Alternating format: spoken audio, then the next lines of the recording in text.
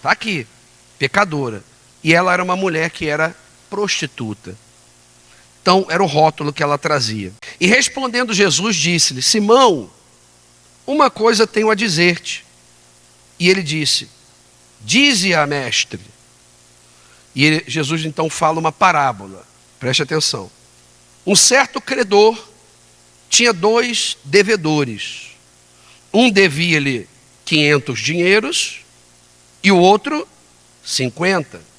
E não tendo eles com que pagar, perdoou-lhes a ambos. Dize, pois, qual deles o amará mais? E Simão, respondendo, disse: tenho para mim que é aquele a quem mais perdoou. E ele lhe disse: julgaste bem. Não é isso? E voltando-se para a mulher, disse a Simão: vês tu esta mulher? Entrei em tua casa. Ele convidou, não foi isso?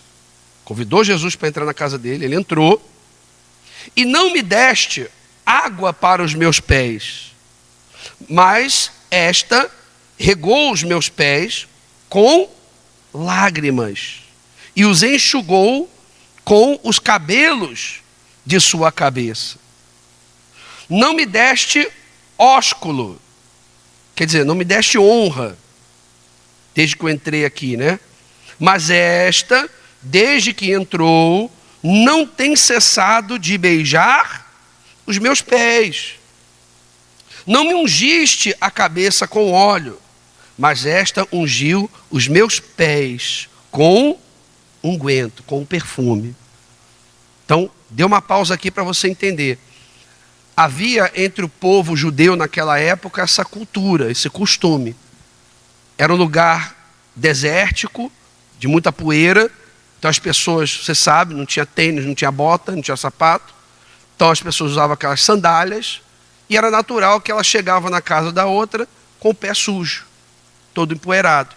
Então havia essa hospitalidade de oferecer a bacia com a água e lavar os pés. Por isso que tem lá o lavar dos pés dos discípulos que Jesus faz antes da Santa Ceia. Não é isso? Então havia esse hábito. E ele não fez isso com Jesus. Olha só. O sujeito convidou o Senhor Jesus para ir à casa dele.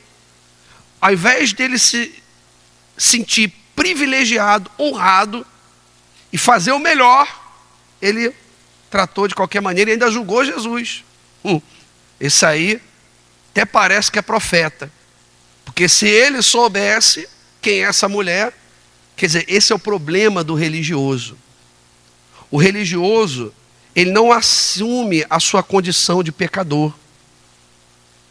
E ele, por ter pecados diferentes dos demais, ele se acha mais santo, menos pecador.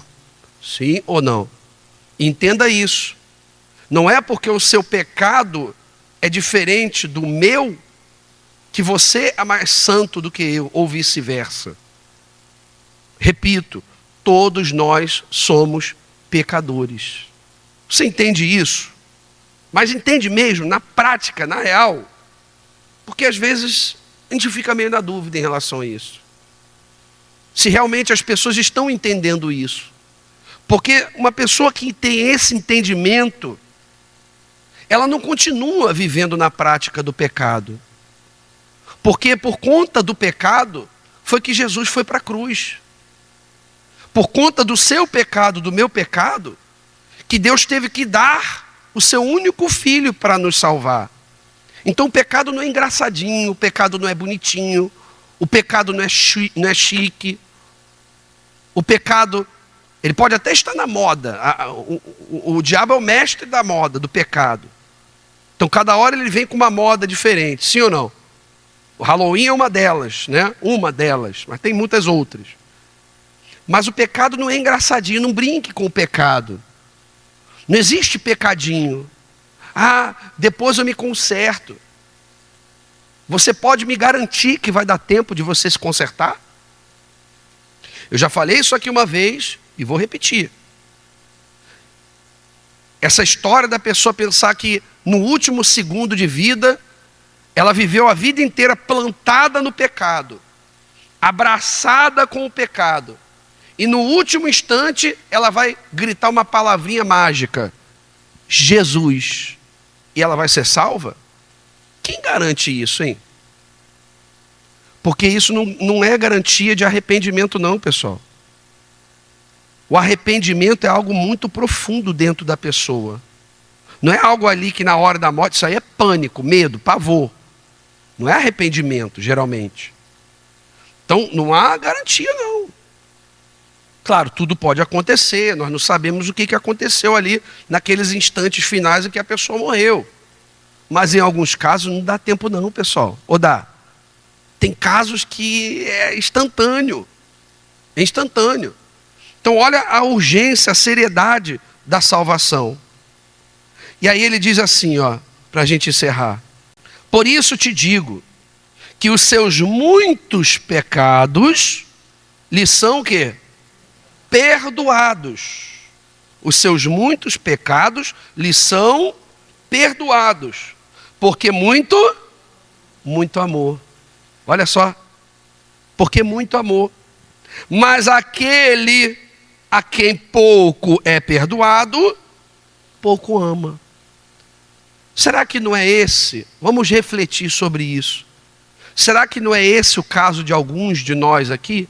Você ama pouco Jesus porque você considera que o que ele fez por você foi pouca coisa.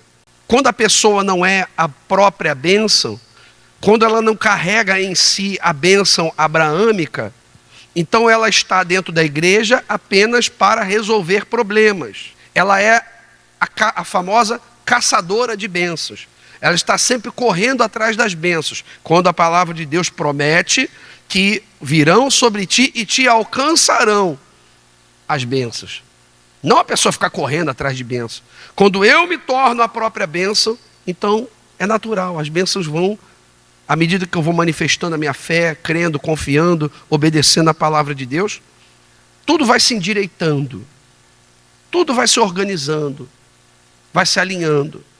Mas, quando a pessoa não tem essa consideração com Jesus, então ela não consegue vir domingo na igreja.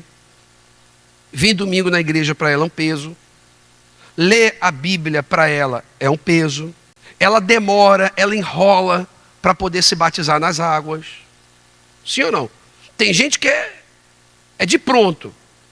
A palavra entrou, foi pregada, ela assimilou, absorveu. Chega no final da reunião e ela fala: pastor, quero me batizar.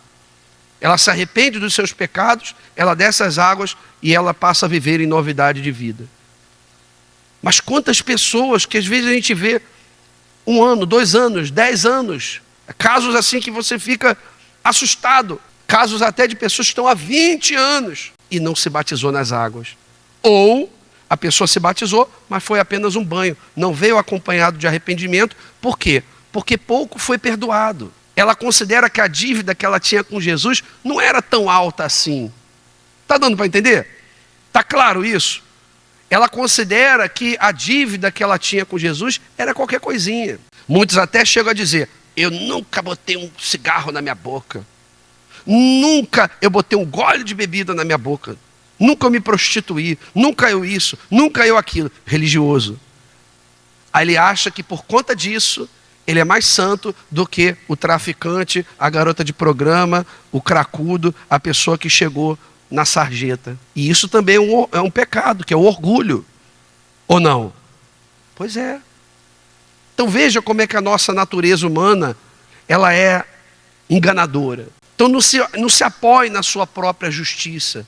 A Bíblia fala que a nossa justiça, ela serve como trapo de imundícia. Olha só. Então não há justiça nenhuma em nós não, pessoal. Não fique achando que você é o rei da cocada preta, a última bolacha do pacote. Todos nós precisamos da misericórdia de Deus. Tomara que essa palavra esteja despertando alguém aqui hoje. Porque, caso contrário, a sua alma está correndo um perigo tremendo de Jesus voltar, ou de chamar a sua senha, e você partir dessa vida, porque todos nós já temos a nossa senha, sim ou não? E se chamar a sua hoje? Para onde vai a sua alma? E nessa hora não tem senha preferencial. Ah, leva essa vovó aqui que está mais para lá do que para cá. Não. Tem muito jovenzinho partindo. Sim ou não? Não é verdade? Então não tem idade, não tem sexo, não tem nada disso não. Chamou a senha, meu caro. Acabou, já era. Esse assunto te incomoda? Porque se te incomoda é um sinal de alerta que você precisa urgentemente entregar a sua vida ao Senhor Jesus. Amém?